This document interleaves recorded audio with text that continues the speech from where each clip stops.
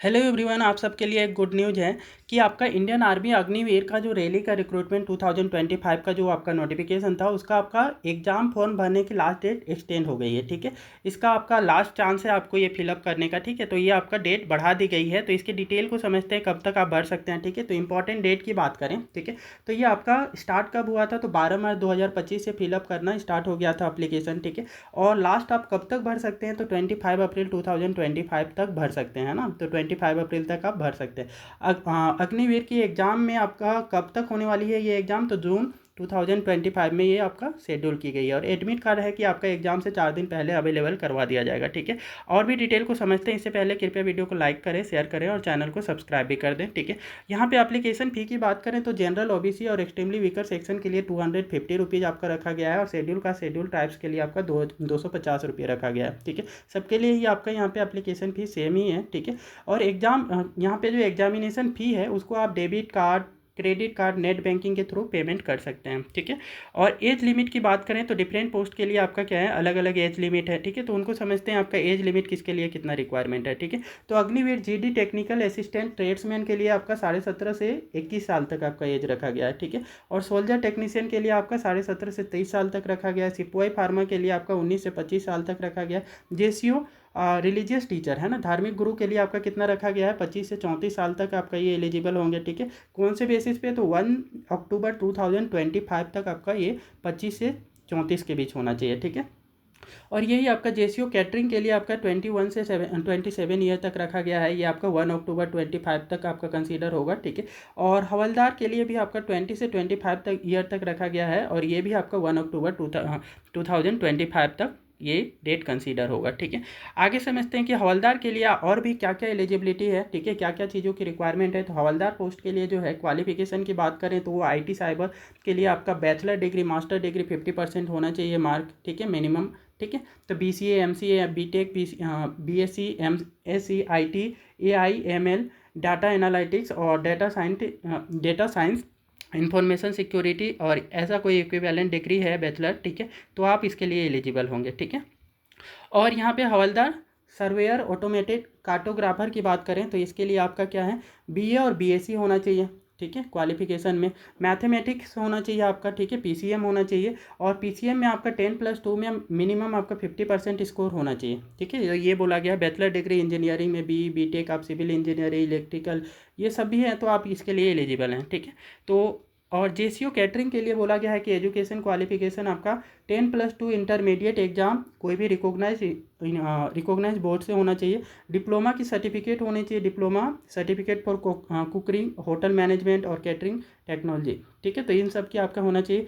और height, region wise आपका height आपका वेरी करेगा। ठीक है, जिस रीजन के लिए आप अप्लाई कर रहे हैं। ठीक है, जेसीओ रिलीजियस टीचर की बात करें तो ये धर्म गुरु की बात करें है ना, तो जो पंडित पंडित हो गए हैं, पंडित गोरखा होना चाहिए, क्या है, ग्रंथी हो गया, मौलवी हो गया, पादरी हो गया और बौद्ध मोंक हो गया। ठीक है, तो ये आपके क्या है कि ये रिलीजियस पोस्ट है। तो ये इसके लिए आपका रिलीजियस लोगों को ही, धार्मिक लोगों को ही, धार्मिक गुरु लोगों को ही अपॉइंट किया जाएगा। ठीक है, तो ये ध्यान देना है। ठीक है, तो यहाँ पे आपका क्वालिफिकेशन क्या होना चाहिए, तो आरटी पंडित या फिर आपका पंडित गोरखा हिंदू कैटेगरी के होनी चाहिए पहले तो, है ना। तो ये आपका पंडित, तो आपका पंडित का पोस्ट है तो आपका हिंदू से ही बिलोंग करना चाहिए। ठीक है, वित्त शास्त्री, आचार्य संस्कृत। ठीक है, ये सब आपको इनको आना चाहिए। कोर सब्जेक्ट आपका इनका 1 ईयर डिप्लोमा इन द कर्मकांड है ना। कर्मकांड में आपका क्या है कि ये आपका जो कर्मकांड होते हैं, ठीक है, उनको करने के लिए आपका 1 ईयर का आपका इनका डिप्लोमा का सर्टिफिकेट भी होना चाहिए।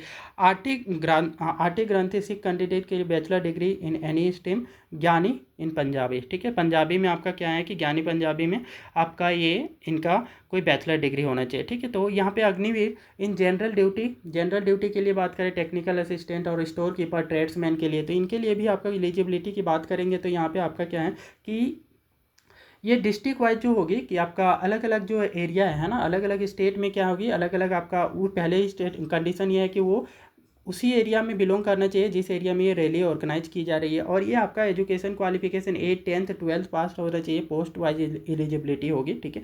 तो ये आपका डिफरेंट पोस्ट के लिए डिफरेंट आपका एलिजिबिलिटी होगी।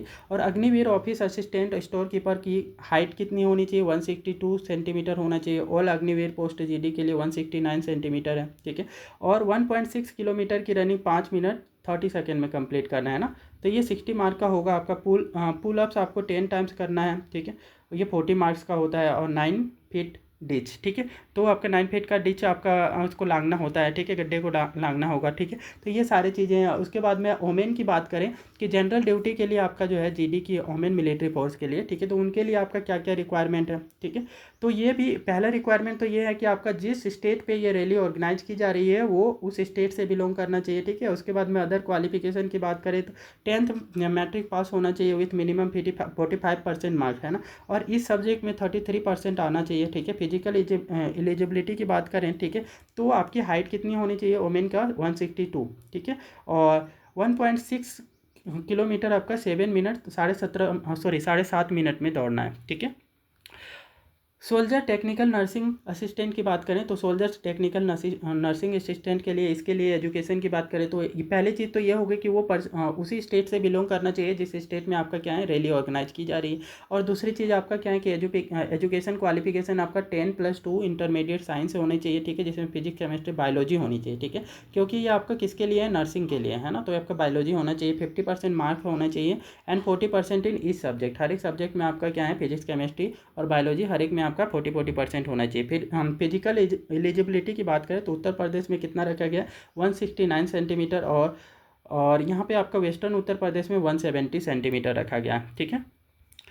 आगे आपका सिपाही फार्मा की बात करें तो फार्मेसी वाले जो कैंडिडेट हैं उनके लिए आपका है कि 10+, ये भी आपका क्या है कि जिस स्टेट से आपका ये रैली ऑर्गेनाइज की जा रही है उसी स्टेट से बिलोंग करना चाहिए, ठीक है। और 10+2 एग्जाम पास होने चाहिए, है ना। डी फार्मा इनके पास होना चाहिए, ठीक है। मिनिमम 55% मार्क होना चाहिए, है ना। फार्मेसी काउंसिल ऑफ रजिस्ट्रेशन होनी चाहिए, ठीक है। उसके बाद B pharma with the 50% mark. B pharma में भी आपका 50% मार्क होना चाहिए और registered in state pharmacy council, ठीक है। उनका लाइसेंस भी होना चाहिए फार्मेसी का, ठीक है। तो रजिस्टर्ड होना चाहिए।